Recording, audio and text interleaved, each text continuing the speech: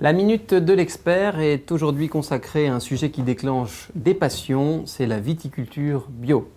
Alors on parle aujourd'hui de viticulture bio et non de vin bio, car il n'y a à ce jour aucune certification de vin bio. Alors c'est bien la viticulture qui est bio, et de nombreux domaines aujourd'hui s'orientent vers ce choix, malgré bien sûr toutes les contraintes qui y sont liées.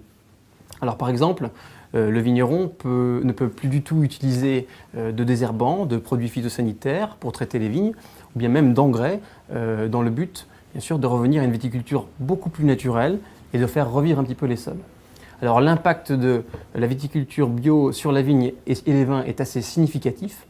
Tout d'abord parce que l'enracinement est plus profond, hein. Les vignes doivent beaucoup plus souffrir pour aller chercher leurs besoins dans la terre, et de ce fait, les vins naissent beaucoup plus complexes.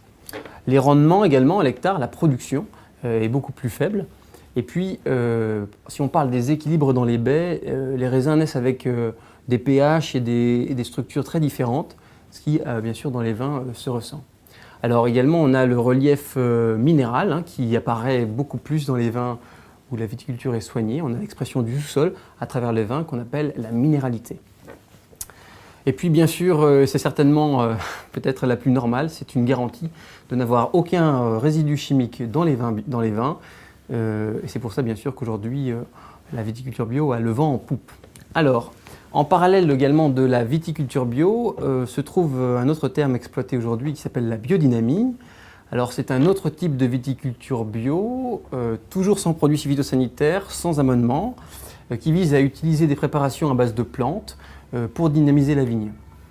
Donc on pulvérise un petit peu des tisanes en fonction d'un calendrier lunaire, qui sont un petit peu des effets homéopathiques qu'on pourra avoir sur l'homme, mais là bien sûr sur la plante.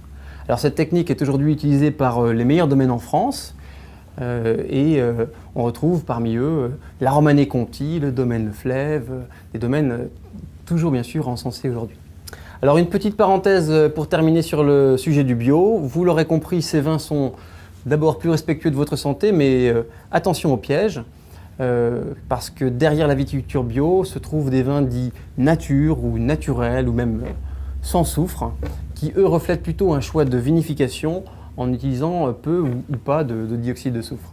Alors sachez simplement que le soufre est utilisé en vinification dans le but de stabiliser les vins, en fixant les arômes, les couleurs et en protégeant le vin de l'oxydation. Donc il arrive que certains de ces vins dits sans soufre ne tiennent pas leurs promesses, et parce qu'ils sont un petit peu sujets à de nombreuses variations aromatiques et plutôt sensibles à l'oxygène. Soyez donc vigilants à ce type de vins qui peuvent parfois s'avérer décevants. Donc attention bien sûr au chant des sirènes. Merci de m'avoir suivi dans la Minute de l'expert dédiée cette fois à la viticulture en bio. Si vous avez des questions à me poser, n'hésitez pas. Postez vos commentaires et vos questions sur notre site chefd'oeuvre.fr.